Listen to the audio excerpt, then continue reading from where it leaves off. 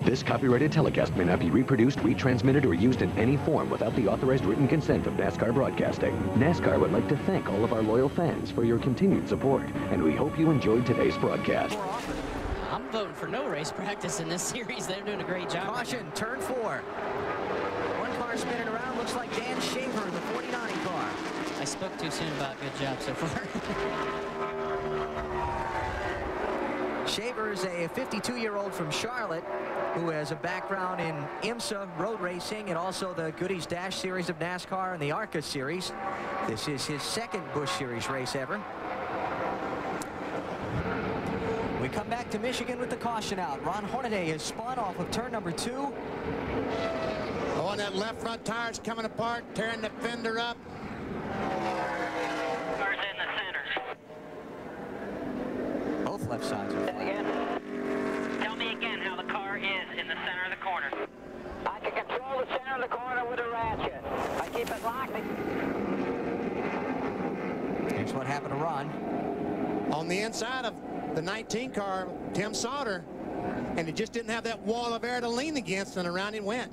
Exactly. It takes that pocket of air off the right side of the spoiler, which just frees the car up. And a lot of times that's what happens here at Michigan if you get two cars that get that close together and you're already loose.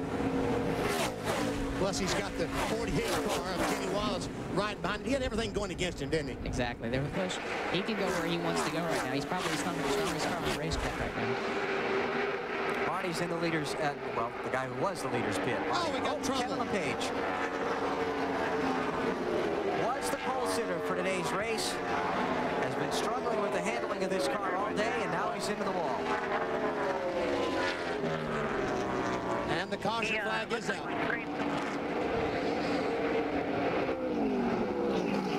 Caught the tail end of Kevin saying to the crew, I don't know if the right front went down or what. That's it, baby. We gotta go. Gotta go. Somebody write that. Good to go, buddy. Good to go. Made that up all by yourself? Actually, I gave that nickname to my sprint car driver. Oh, Jason Keller blows up. Keller loses an engine going in turn 3. Wow.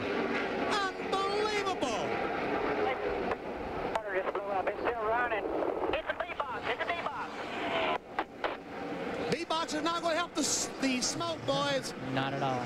22 laps to go. He's running third. His rival for the championship's been in the garage since lap 19. Smoke. I don't know. I just smoking real bad. It's getting vibrating really bad. When they start vibrating like that, they don't fix themselves. There's nothing you can do with wiring or fuel system. It's not going to make that problem any better. Comes Jeff Green up to the outside of Hamilton Jr. for 5th place. And look at Jeff Burton already going for that second spot. Well, he made a terrific corner up in 3 and 4, didn't he? Yes, he did. Just use that momentum to pull up in the draft and get enough of a run on him that he didn't have to pack the air if he just slingshotted by. But Scott Riggs pulled up right behind Jeff Burton and got him loose to the point he had to back up off the throttle. Now they're 3 wide in 3. Okay, who gives? Back to 2 wide. Maybe. Clear behind the 9. Clear behind the 9. 92's inside. Wow. Riggs didn't get off that corner at all. 92. The hard thing is he was stuck in the middle of those 3 cars, and he was actually the first car. So we were talking about that V earlier. He was the front car with a car on each side. Both of those cars were able to pull his car back, which gave both of those guys the momentum. It killed his entry speed into 3, killed the whole corner speed into 4. So that's why he got off and forced it down. Marty? Well, if you watch what Scott Riggs is doing, they think they may have selected the wrong gear for today. You'll notice that when he comes off the corner, he's able to catch cars, but at the end of the straightaway, they start to pass him. So they think they may have the wrong gear in the car. He'll catch him middle of the corner off, but he will have problems when they get to the end of the straightaway. They can pass him back. Jeff Green through Todd Bodine. That'll be 3rd place for that 21 car for Richard Childress.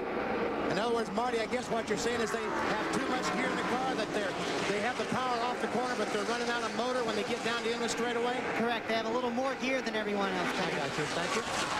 I'll tell you now, if tomorrow's race is half what today's race was, it's going to be a blast. So, Tony, tomorrow, please, if you're out front, play back, race with these guys. Make it fun. See how much fun we're having up here today? Trust me, as competitive as the Cup Series is, I don't think we're going to have to worry about that too much.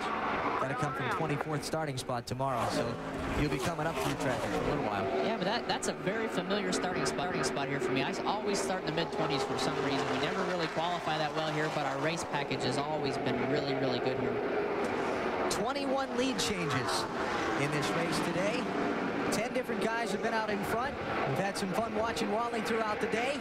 Looks like he might come up just shy of a top 10 finish, but for the first time in a NASCAR race car in a year, not bad. We'll give him some props. And he's finally in some clean air, so he can at least catch his breath finally. I think they wore him out. Woo! Sound like a little bit too tight there. We had to check up a little bit, but I think he's done a great job today to come out of retirement like that and not race with these guys week in and week out. I think he's had a very, very solid run today. You use the R word. Ooh, he won't like that.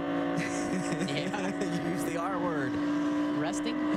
Yeah, that's it, yeah. I'll say he was resting for a while. So Wally in 12th place, solid run for him and the Pepsi team today. And we look forward to him joining us tomorrow for our coverage of the Winston Cup race. I'll tell you, Michael Waltrip looked like he was done. He took 2 tires on that pit stop back at lap number 79. We all questioned whether that was the right call or not. Todd Bodine with the 4 fresh tires came out of the pack, caught him, got alongside him, and Michael would not give up.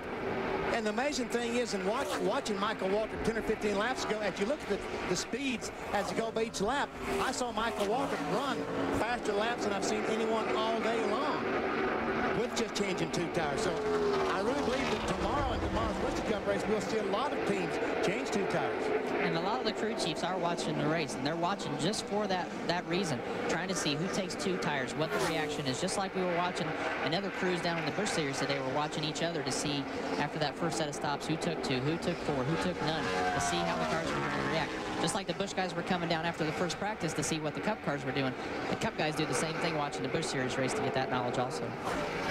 Coming to 2 laps to go for Mikey. His advantage over Jeff Burton still better than 3.5 seconds. There would be Buffy. Now it says Michael's wife. This day today, this is Michael's car owner.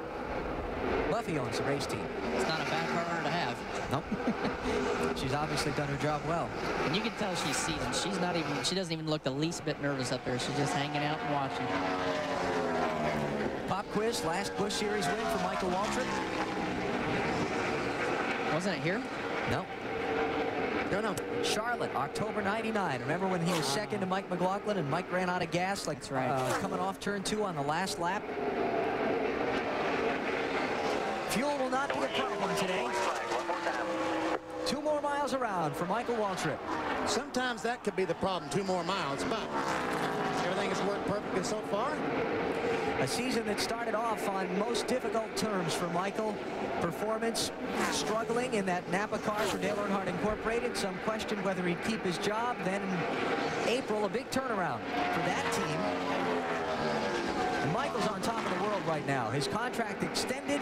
He's won a race on the Winston Cup side. And now this Busch Series team that he and Buffy own are going to go to victory lane as well. It'll be NASCAR Busch Series win number 9 for Michael Waltrip. He takes the checkered flag and wins the Cabela's 250 at Michigan. 2-tire stop did the trick. Waltrip wins by 3.9 seconds over Jeff Burton. How about Wally racing for a spot on the last lap? And it's going to be, looks like Hank Jr. just beating for that 13th spot. 14th on the day for Old Wall. Michael Waltrip, a good day. And you notice the leaderboard very heavily laden with Winston Cup guys. We said at the top of our broadcast, no race practice for the Busch Series yesterday because of the weather. Top 4 guys in this race, all Winston Cup drivers. Marty? This copyrighted telecast may not be reproduced, retransmitted, or used in any form without the authorized written consent of NASCAR Broadcasting. NASCAR would like to thank all of our loyal fans for your continued support, and we hope you enjoyed today's broadcast. This has been a presentation of TNT Sports.